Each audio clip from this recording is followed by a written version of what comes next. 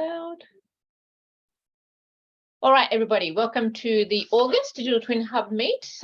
Fantastic to have so many of you joining us and making the time. Pops up and comes around quite quickly. Just a reminder that the session's being recorded. Cameras are optional when it comes to the Q&A session. Until then, just mute unless saying something in between. Use the chat box. Feel free to use the chat box. It's a good way for you to add some questions and maybe come back to them during the Q&A, or I can read them off speaker. And a little quick update on two things. So three things actually. So we've actually moved. If you're a member or part of our a subscriber to our newsletter, you received a notice went out yesterday to let everybody know that after chatting with our sponsors and some feedback from our members, and we had our partner call week and we raised it there as well, we made the difficult decision but correct decision that's been backed by a number of people, as mentioned, just sort of understanding what our thinking was, to postpone Smart Cities with Digital Twin Week to February. And we don't actually have a date as yet, because literally the decision was only made halfway through last week, and confirmed rather halfway through last week. So we are working on a venue where we're looking at the potential of getting venue partners on board, including universities as well. So if you've got any thoughts around that and you want to reach out, let me know. But otherwise, we're just working hard to secure a date with the existing venue that we'd already looked at as well, which was the Pullman Albert Park. Once we have a date, we'll come back out and announce that. But for now, the website's just been updated to an expression of interest. Registration's been taken off, I believe, for now. And we are gearing up to put all our speakers that we already have confirmed and we have up on the website very soon. Our sponsors, our platinum sponsor remains the same, AWS, which is fantastic. So if you are keen to participate, the expression of interest form is there on the website. So just go to smartcitiescouncil.com and you'll be able to find it in events. This is what the program looks like. It is a draft program, so it's very much driven by our feedback from 2018, 2019 in-person Smart Cities Week, our 2020 online Smart Cities Week, and our 2020 and 2021 online Digital Twin Weeks, in terms of what people wanted to see, how it's structured in terms of the different sessions and the different options in terms of joining still either online or in person. So Wednesday and Thursday are the two in-person days at this stage. That's because we're still getting messaging from the ecosystem that it isn't back to the pre-COVID world as yet when it comes to travel and getting authorization to travel and things like that, and budgets and that sort of thing. So providing that flexibility, and bringing the two events together, there will be opportunities for diehard digital twin enthusiasts and diehard smart cities enthusiasts to just have those two components sort of covered separately, but a lot of it will actually bring the two together. But loads of opportunities, as always, to network and meet new people, as well as the sharing of knowledge and opportunities to pick up on conversations and take them further after Smart Cities Week. So smartcitiescouncil.com, have a look under events there to find out more. There's an expression of interest form, and if you're keen to be a venue host, it's not too late to get in now that we actually looking for a date, a new date in February. The other thing is the Digital Twin Challenge. So obviously that gives us longer to release some of the resources that were planned for release for Digital Twin Week in October, which is going to be great news for the co-leads. I haven't actually reached out to the co-leads just to have a look at what the timeline now looks there, but we'll be doing that. As I said, the decision to postpone Smart Cities with Digital Twin Week only confirmed halfway through last week. So we're very much in the throes of updating the site and talking to everybody that we'd already lost there, and obviously discussing the program with the sponsors. And if you are keen to sponsor, there's tons of opportunities still left. And remember that that's 6 months leading up to the event of exposure, as well as at the event and post-event. So a huge opportunity in terms of that value that is available through sponsorship. So yeah, a bit more lead time, Twin Challenge resources as well. So I'll be talking with that cohort sometime this week, I'd imagine. The third thing is If you didn't already know, and again, if you are a subscriber to our newsletter or you are a member, you would have heard this already, but the recordings are available from the Aotearoa New Zealand Digital Twin Summit. So they're available, again, just go via smartcitiescouncil.com and past events, I believe it is, and you'll see the Digital Twin Summit there from New Zealand from the 7th of July, and all the recordings are now available for you to access. So have a look at that. Thanks again to our platinum sponsor for the Aotearoa New Zealand Digital Twin Summit, Oricon, our gold sponsor, AWS, and our silver sponsor, the Artificial Intelligence Institute. That is all for me. Today we're here to hear about AI powering digital twin. We've got a speaker for you who's actually a cohort member of the Digital Twin Challenge as well. Nick Smith from ADG Construction Data Solutions. I will hand over to Nick and he will run through a presentation, and then there'll be time for some Q&A. As mentioned, please cameras off and audio off until the Q&A time, but feel free to drop some comments in the chat if you like. And so thank you very much, Nick. You should be able to now share your screen. I'll stop sharing mine and take it away. All right, thank you very much. Thanks everyone for coming today. Seems like a good turnout. Let me just do this, share is on. Can't see anything yet, but yep. Yeah, there we go. Coming up, there we go. Okay, so yeah, I was just going to give a little bit of an overview of some of the research we've been doing in the AI and digital twin space. So going to keep it relatively short. So really just wanted to, one, quickly go over the definition of digital twin, sort of frame the case studies and the information I'll be presenting. Brief overview of AI, can't get into too much detail.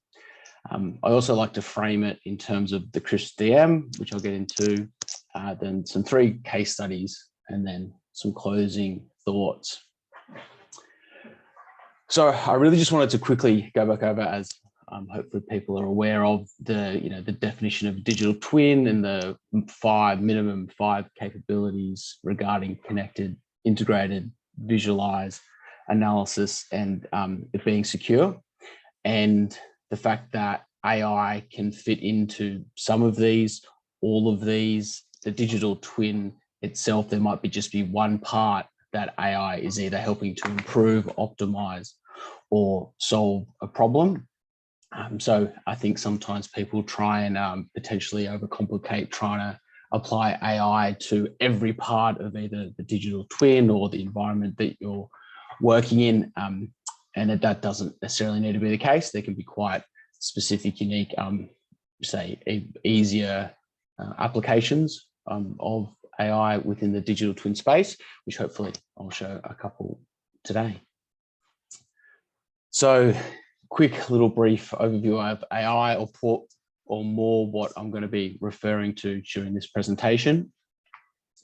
So AI is the broadest term used to classify machines that mimic human intelligence. Machine learning is a subfield of artificial intelligence. Deep learning is a subfield of machine learning, and neural networks make up the backbone deep learning algorithms. So in saying all that, in this presentation, I'm going to be referring to AI and machine learning interchangeably, which again, depending on how much you like your definitions, can be seen as not correct, but that's the way I'll be doing it. And I'll sort of try and steer away from neural networks and deep learning to not overcomplicate things. And then in terms of types of AI, we'll be sort of focusing on computer vision, which relates to the capability of computer programs being able to analyze and understand digital images and videos using algorithms that extract useful information. And machine learning has significantly enhanced the image recognition and processing techniques needed for computer vision, and it has enabled the implementation of object detection, identification, motion analysis algorithms. So yeah, as you can see, I think we've sort of seen these before. It live video feed, and it does the object detection in real time. And the second one is predictive modeling, And AI is being used as a tool that automates the predictive modeling by generating training algorithms that look for patterns and behaviors in data without explicitly being told what to look for. So they're the two sort of things we'll be touching on today.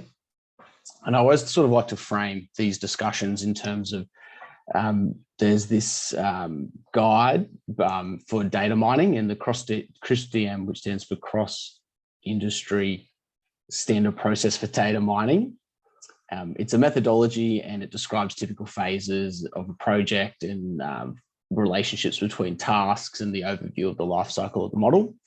But what I wanted just to point out is usually when we're implementing an AI solution or algorithm, that usually happens in, we'll call that step 4 in the modeling phase. But what's really important is actually the business understanding. And what problem are you trying to solve? You know, is it specific enough? Can you achieve it? Is it the right solution? Instead of starting with, we've got an AI solution or we've got an AI application, what are we going to solve with it? Instead of what are we trying to solve, and does the AI, and can we use AI to do it? Because the answer might be yes, it might be no. There's obviously pros and cons to applying these sort of systems and platforms, whether it's time, money, effort, and the ability to do so. So I will again touch on at the end how important the business, I think the business understanding is to making these successful. So the 3 case studies, I'll touch on asset management, a waste management example, and traffic management. And again, these might be part of an overall digital twin, part of it, or using the development of that digital twin, coming up with an AI solution. So again, it's always probably important if there is part of the, part of your environment or your system, your digital twin, if there can be an AI solution developed that's going to benefit you, it's always important to think about that early on to make sure your data systems are set up and everything's built in a way that allows you to do that in the future. So the way I'll sort of communicate these, I'll try not to get into too much detail, but we're going to go problem, the AI solution, and the outcome. So in the Moreton Bay Regional Council, they obviously have $2 billion worth of road and pathway infrastructure. And the question is, how do you monitor and maintain that infrastructure? You can have people walk around and do manual condition assessments, every couple of years. But which I think what they decided to do, which I think is really cool, is equip waste trucks with video capture technology, and then use AI to analyze the footage to identify the potential issues. I think that's really smart that you've got these trucks that drive around your council region. They probably cover most of the roadways. So put cameras on them, track, and then use that video capture detection to identify potholes, cracking, line markings, and signs. Well, they also protect privacy as well. So the outcome is the data is automatically sent to the council asset management system. The council is alerted to a pothole within a week and its level of severity known. Obviously allows for the efficient and timely schedule of repair works to be undertaken. That's the first one. Second one, again, another image capture application, image processing, is closing the loop, and this one is in the city of Canterbury, Bankstown. So they spend about $66 million a year dealing with their rubbish discarded by the city's 377,000 residents, and this makes up 20% of their operational budget. And they have the highest recycling contamination rate in New South Wales. So again, they sat back, and to solve this problem, they fitted all their trucks with cameras and GPS tracking. I should say they did quite a lot with this project, but I'm sort of focusing on the AI solution here. And then they were able to develop and train a bespoke AI algorithm to detect contamination in their recycling, such as when plastics are present. So the outcome of doing this is, one, we get the reduced contamination, but they also get increased visibility of contamination in recycling bins, Once took 5 years, now took 14 years. So it's fast, it's efficient. You get a lot quicker feedback of the actual performance in the real world. They would previously go around and I think manually check these. So again, hooking this into their system, and then one of the things when you're tracking all this data, whether it's GPS, how long things are taking, they fitted some RFID tags in their model, their digital twin. They're able to actually optimize the routes because they're collecting all this data. Cool. And last one is the University of UTS in Sydney. Did this research project for developing a digital twin and a deep learning algorithm for passenger flow prediction. So passenger flow prediction is a very key aspect in the rail transport system, as in a lot of public transport systems, as it plays an important role for the traffic management centres when they need to make fast-paced decisions during disruptions, which include where to apply, additional to relieve pressure at stations, where are there going to be peaks, how do they manage the actual system itself. So they developed an integrated approach where they went and created a full digital twin model of the Sydney rail network. And then if I just quickly,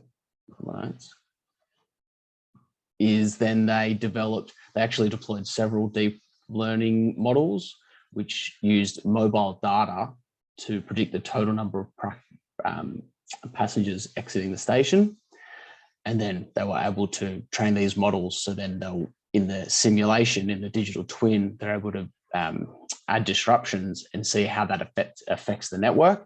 And then that information can be given to the decision makers and operation centers for making informed decisions and estimating the capacity of the new service replacements. They used a traffic simulation package called Sumo, and I think they did a great job, and it's pretty cool. You can actually go have a look at that online. So that's a great one for how they developed the digital twin, developed the AI solution over the top of that, and then obviously using both of those together created the best outcome for the project. Cool. All right, they're my 3 examples. So, I'm keeping this relatively short. There's some closing thoughts. There is lots of information out there, which can be daunting. You do one Google for AI, and you can just end up down rabbit holes. So I always like to focus on the problem you're trying to solve and seeing if AI, in the combination with digital twin, can help you get to your actual desired outcome or solutions. And then I suppose, yes, just develop an understanding of the different applications of AI. You again can get sort of lost in neural networks and how they work and all that sort of stuff, but you just have a general understanding of different types of applications. I think that can help target your learning and seeing the opportunities when they arise in the digital twin space. And then, as I mentioned at the beginning, I think AI can be applied. AI, while it's not, the AI isn't the holy grail, it's just a tool we can use. So, there could be different AI solutions for one or many of the components of your digital twin. If you've got a fully integrated digital twin for your city, just one of those AI solutions is the waste management. There could be a different one for the traffic management. Could be one for, again, the predictive modeling of the passenger flow, so that they are, it's not one size fits all in many applications. And obviously in such a short presentation, sort of barely scratch the surface. There's applications in placemaking, future mobility, disaster management, and many more. Probably just lastly, a couple of caveats on this. I haven't gone into a lot of detail about AI ethics and the data sets and how you make sure, how is bias introduced, how do you mitigate the risks, data governance. I've just sort of said that this is the AI solution. There's a big part about actually attaining a data set that you need to use to train your model and give you an accurate result. So, generalize as well when it deals with unseen data. And that's all, probably the, much more granular level of how you actually deploy these and train these algorithms. But I thought I'd sort of keep it relatively short. And that is that. Thank you very much. Okay, great. Thanks for that, Nick. I can see so a thanks there from Simona, who's shared a link. And Steve, just to confirm, it is being recorded.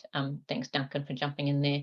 So I don't see any sort of questions in there, but Wilsel thinks it's very One thing, yeah, if I can say, Jeanette. Yep. Hi, Nick. Thank you so much for citing our work. And this was such a pleasure surprise this morning. And I was like, hey, you attended the seminar last week? So thank you so much for following us and for, watching the space and in the digital twins. So really glad to see that. And just for everyone else, if you guys are interested in real digital twins or public transport digital twins, just feel free to chat to us. But it's really lovely that you guys keep an eye on us. Thank you.